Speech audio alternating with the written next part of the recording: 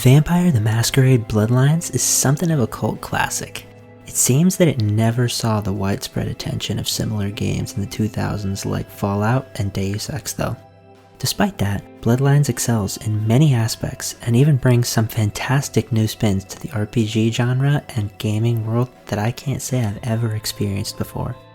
Developed by Troika Games and released in 2004, Bloodlines is based on a series of books that center around vampire societies and a world where all the classic occult and otherworldly conspiracies happen to be real and hidden from mankind behind a thin veil. The game centers around a character who unknowingly gets turned into a vampire and is thrust headfirst into a world and societies of the undead. Throughout the game, you'll establish your place in Los Angeles' underworld, one bullet, axe, spell, or cleverly spoken word at a time.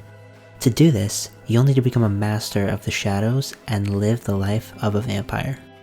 During the 25 to 30 hour length of the game, you'll be spending your time exploring multiple semi-open world settings centered around the LA area and interacting with the vampires, werewolves, and all others that call this place home.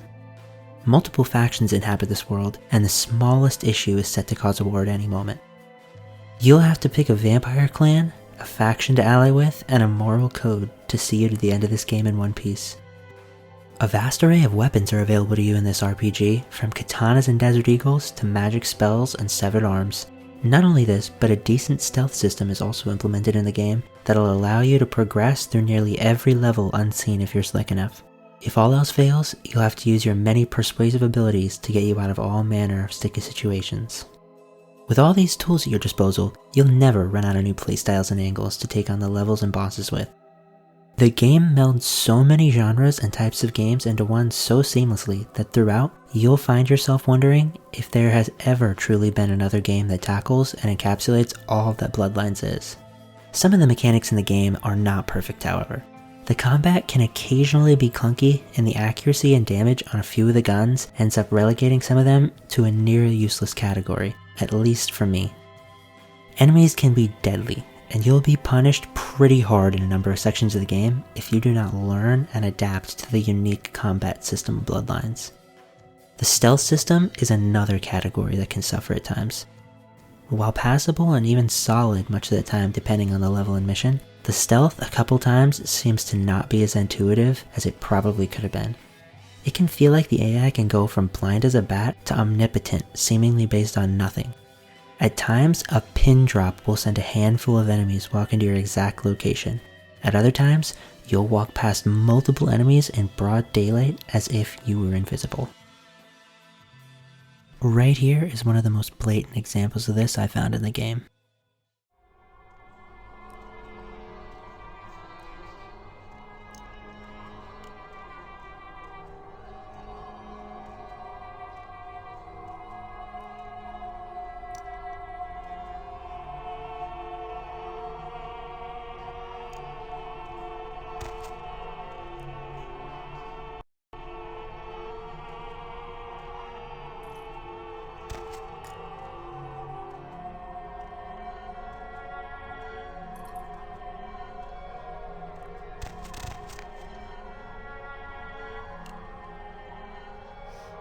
Who's there? Who's there? Who's there?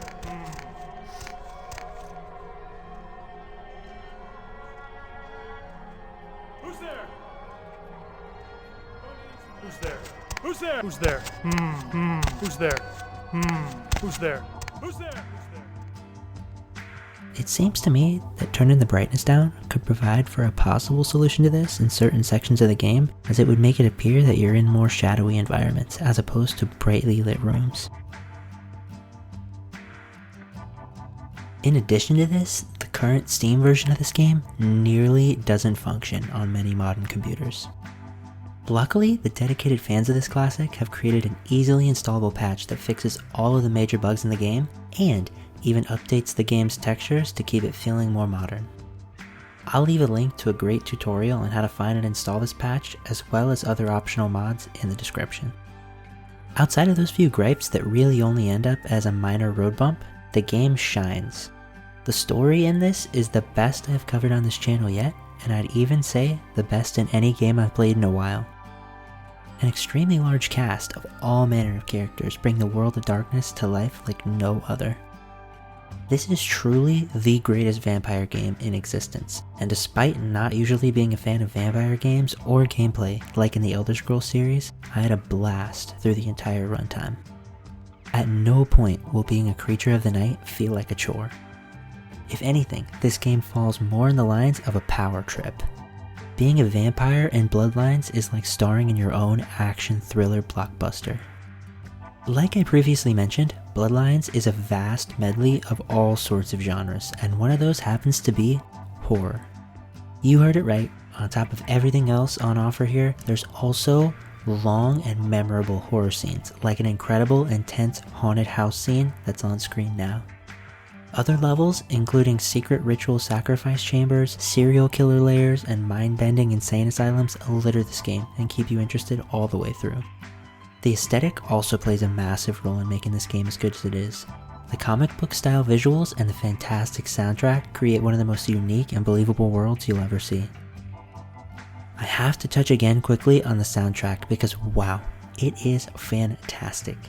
If you are a fan of 90s rock and even some light grunge and psychedelic type sounds, you will be entranced by the music on offer here.